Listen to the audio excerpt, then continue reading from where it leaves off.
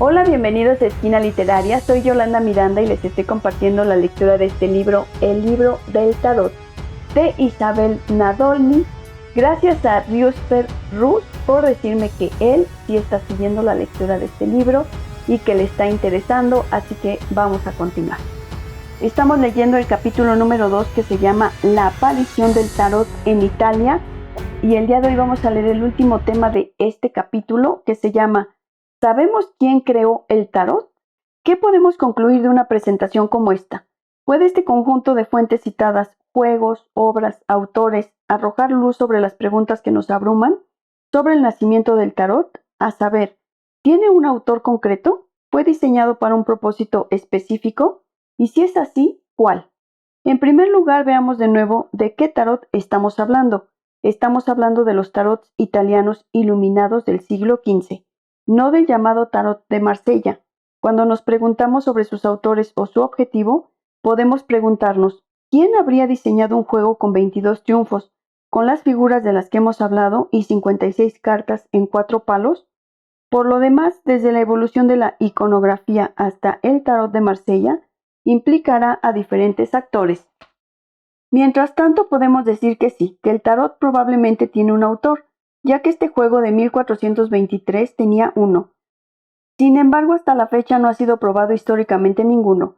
Todo lo que se puede determinar es un perfil de personaje que podría coincidir, es decir, después de ver la historia de este juego desde 1423 y la del tarot de la Mantegna, un personaje culto cercano a una corte principesca italiana del siglo XV. Hemos mencionado el nombre de Guarino Guarini, presunto autor del tarot de Mantegna. Este famoso maestro estudió en Verona, Venecia, Padua y luego se instaló en Constantinopla, antes de abrir una escuela en Venecia. En 1430 fue a Ferrara para convertirse en el autor de Lionello de Este, de 1407 a 1450. Su amigo y confidente se convirtió en uno de los principales maestros de la Universidad de Ferrara, haciendo de esta ciudad un importante centro intelectual y formando a varios príncipes, funcionarios y maestros. Este tipo de personaje fue capaz de crear juegos educativos y sabios para los jóvenes príncipes que estaban a su cargo, sabiendo que Ferrara es uno de los 3 lugares probables de nacimiento del tarot y que ciertamente fue creado antes de 1440. El personaje mencionado aquí es un candidato aceptable, pero antes de asignar autores al tarot, no olvidemos comprobar lo esencial. ¿De qué tarot estamos hablando? ¿De qué autor estamos hablando? ¿Y se trata de una teoría admisible? Examinemos, por ejemplo, el caso del famoso Marsilio Ficino, otro gran erudito del Renacimiento, del que volveremos a hablar cuando nos refiramos al hermetismo. Hay que mencionarlo porque hoy en día se le cita muy a menudo como el autor del tarot. Nació en 1433, así que no pudo diseñar el juego con 22 triunfos y 56 cartas, que aparecieron por primera vez en 1440. Pero algunos ensayistas dirán que él diseñó el tarot de Marsella, se habría inspirado en el tarot italiano que él no creó, pero habría integrado diferentes grabados impregnados de hermetismo y neoplatonismo, en definitiva, las figuras del tarot de Marsella.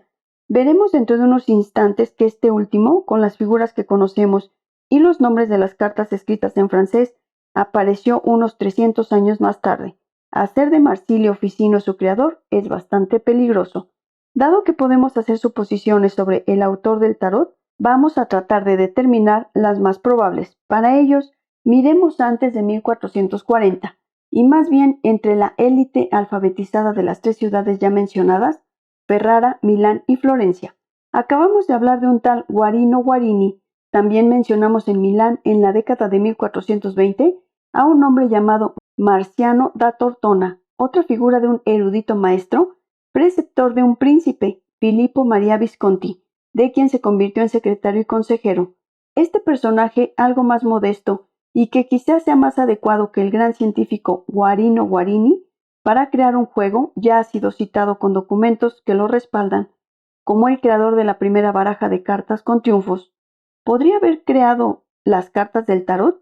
No podemos afirmarlo, aunque es probable, pero no nos olvidemos de los artistas. Si no diseñaron los juegos, los pintaron.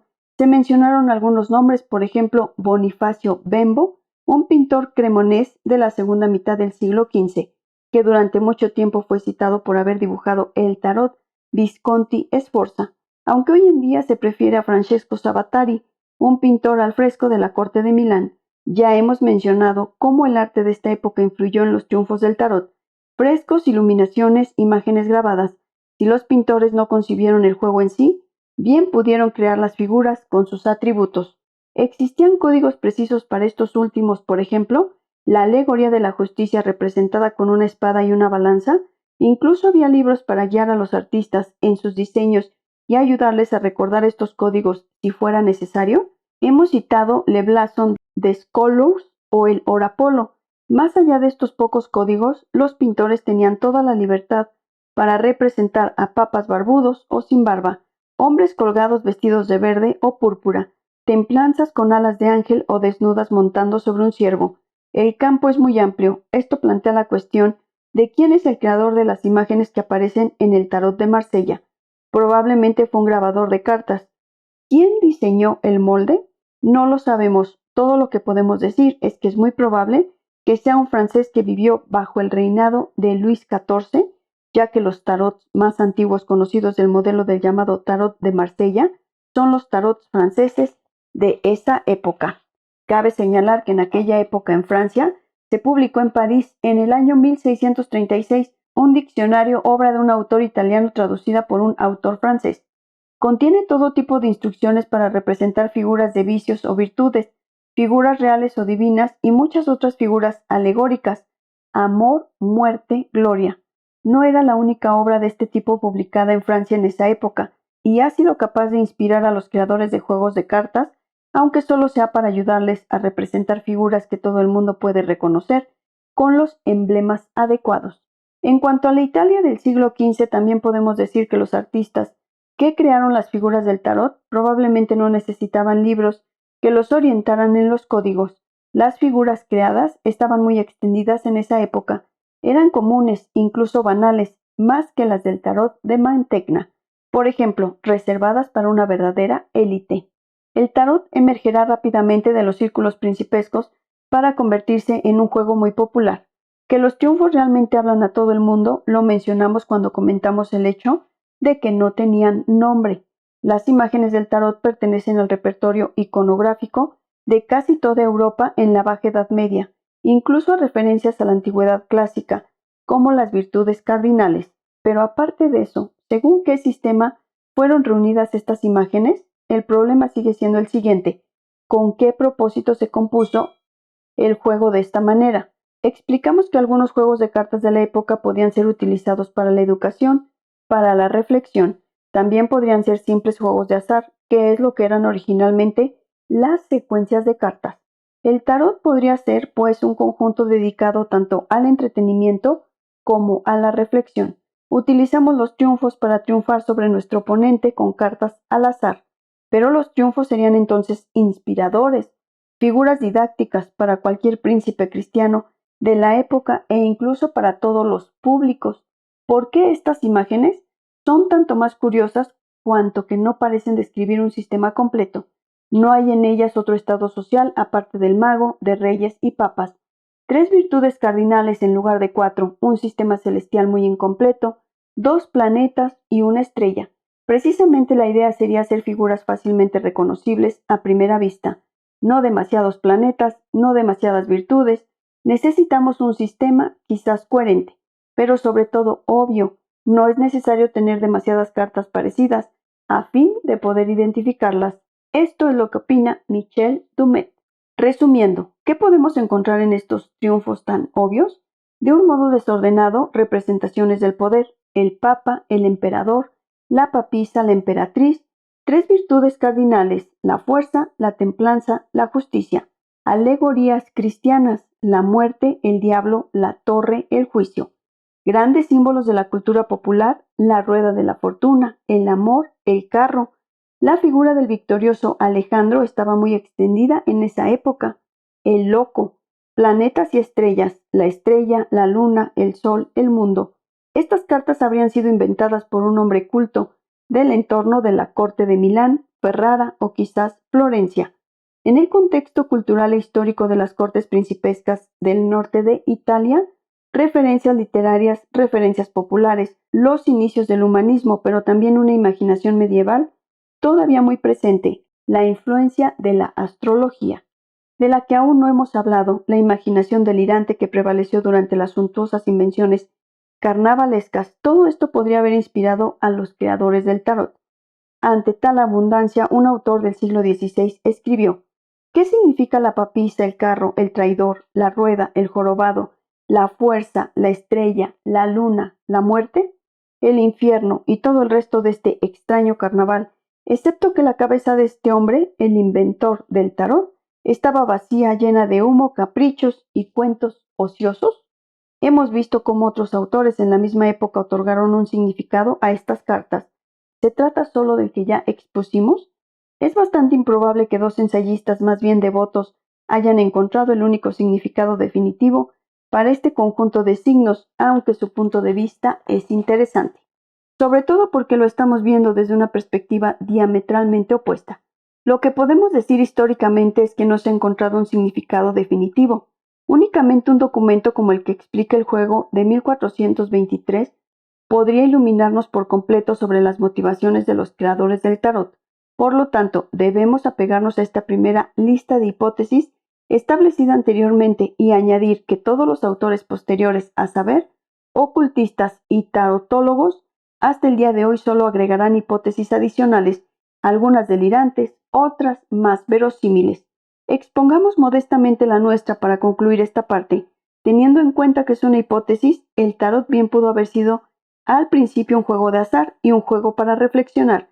Dada su composición se presta bien a los juegos de azar, con sus 56 cartas similares a los juegos tradicionales y sus 21 triunfos. Además, las reglas más antiguas del tarot, que conocemos que datan de la década de 1650, son las de un juego de azar. Al mismo tiempo, estos triunfos que se presentan al jugador para ayudarlo a triunfar sobre su oponente podrían simbólicamente ser valiosos triunfos que se le ofrecerían como soportes de meditación para ayudarlo a triunfar en la vida. Ya sea un príncipe, porque como hemos visto, este juego parece haber sido creado por primera vez para la diversión y la educación de los hombres de poder, o un hombre más modesto. ¿Cuáles serían estos valiosos triunfos para un hombre de la época? Ya hablamos de ello al referirnos a los príncipes, el poder, el emperador, el apoyo de la iglesia, el papa, una esposa bien nacida, la emperatriz, el ejercicio de ciertas facultades como la habilidad, el mago, ciertas virtudes, la fuerza, la justicia, la templanza.